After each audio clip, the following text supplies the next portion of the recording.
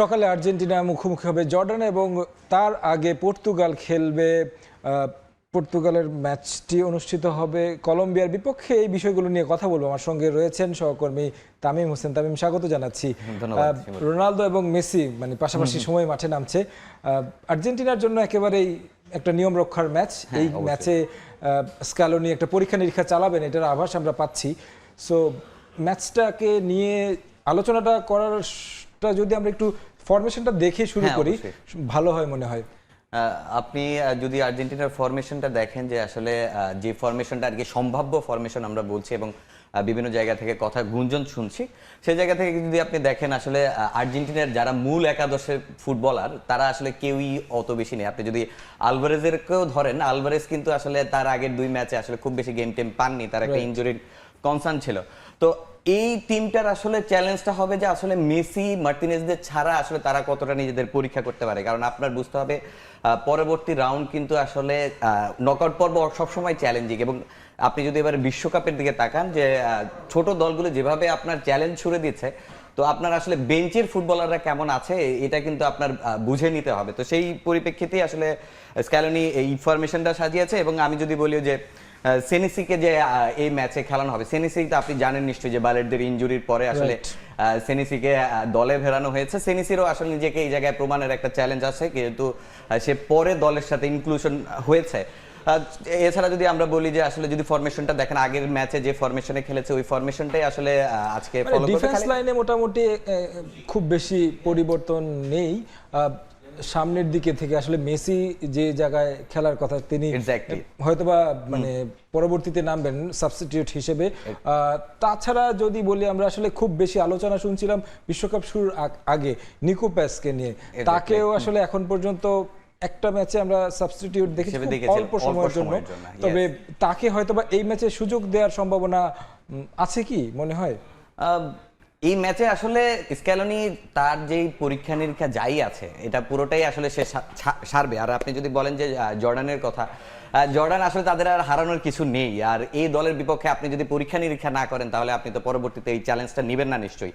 আর আপনার মাথায় রাখতে হবে যে লম্বা সময়ের খেলা, যে কোনো প্লেয়ার ইনজুরি হতে পারে। তো আপনার আসলে বেঞ্চের ফুটবলারদের গুরুত্বটা তারা কতটা প্রভাব রাখতে পারবে মাঠে, এটা কিন্তু আসলে আজকের যে ম্যাচ, আর্জেন্টিনা যে পরবর্তী ম্যাচটা আছে আর কি সামনে, গ্রুপ পর্বের শেষ ম্যাচ, ওই ম্যাচটাই আসলে বোঝা যাবে যে আসলে তাদেরকে দিয়ে স্ক্যালোনি আসলে কত দূর পর্যন্ত যেতে পারবে মেসি বিহীন বা মার্টিনেজদের ছাড়া।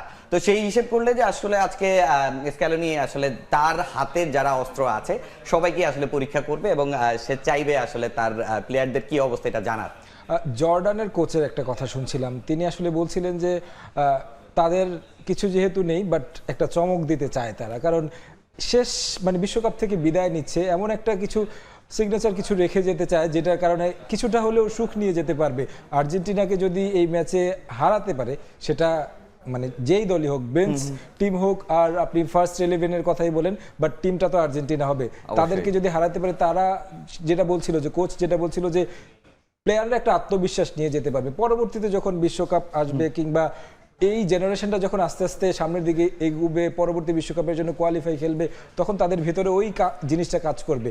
এবং তারা কিন্তু একেবারে বলা চলে যে সবটা দিয়েই খেলতে পারে। এই ম্যাচে আসলে তারা না কার্ড নিয়ে চিন্তা করতে হবে, না আসলে পরবর্তী রাউন্ডে যে কি করতে হবে এই হিসেব নিকেশ যেহেতু নেই, তারা কিছুটা হলেও মানে জয়ের জন্য প্রেস করেও খেলবে। সেই জায়গাতেও একটু আর্জেন্টিনার জন্য কনসার্ন রয়েছে, যেহেতু মানে ইনজুরি সংখ্যার কথা বলছি, লম্বা টুর্নামেন্টের কথা বলছি, সেই জায়গা থেকে মনে হয় যে জর্ডান যেভাবে আসলে যতটা হালকাভাবে নেওয়া হচ্ছে, যেভাবে আর্জেন্টিনা ফার্স্ট 2টা ম্যাচ জিতেছে, তারপরে সবাই ভাবছে যে আসলে হয়তো মেসি শুরুর একাদশে খেলবেন, তিনি 5টা গোল করেছেন, আরও 5টা গোল করতে পারেন কিনা, বা মানে এক ওয়ার্ল্ড কাপে রোনালদো নাজারিওর যে রেকর্ড রয়েছে সেই রেকর্ড ভাঙতে পারেন কিনা, অনেক হিসেব নিকেশ আসলে ভক্তরা করছেন। তবে মনে হয় যে বিশ্বকাপ ট্রফি জিততে এসেছে, আসলে ইন্ডিভিজুয়াল রেকর্ড তো স্ক্যালোনির কাছে আসলে গুরুত্বপূর্ণ না। তার যেই গেম টেকনিকের কথা যদি বলি, সেই জায়গা থেকে মনে হয় মানে এই জিনিসগুলা বিবেচনা করে খেলবে। যে আপনি আরেকটা কথা বললেন যে জর্ডান যে চমকটা দেখাতে পারে এবারে বিশ্বকাপ, কিন্তু আপনি চমক এখন পর্যন্ত যদি বলি, আপনি বেশ কয়েকটা চমক নিশ্চয়ই দেখেছেন। আপনি এছাড়া যদি আমি বলি বড় দলগুলোর কথা, আপনি যদি দেখেন প্রত্যেকটা দল, আপনি ব্রাজিলের কথা বলতে পারেন বা পর্তুগালের কথা বলেন, আপনি স্পেনের কথা বলতে পারেন, হট ফেভারিট এবারের আসরে প্রত্যেকটা দলে কিন্তু একটা ধাক্কা খেয়েছে।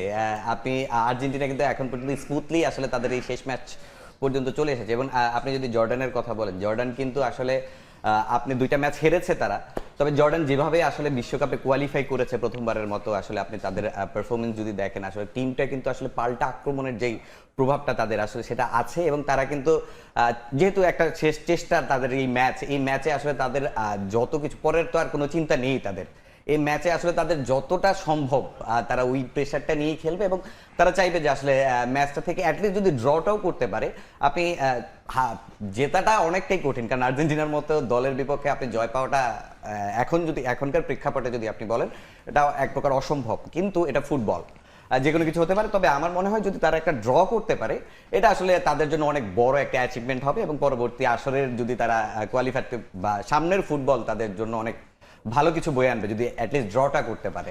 কেপ ভার্দে অলরেডি নিশ্চিত হয়ে গেছে আর্জেন্টিনার নকআউট পর্বের প্রতিপক্ষ।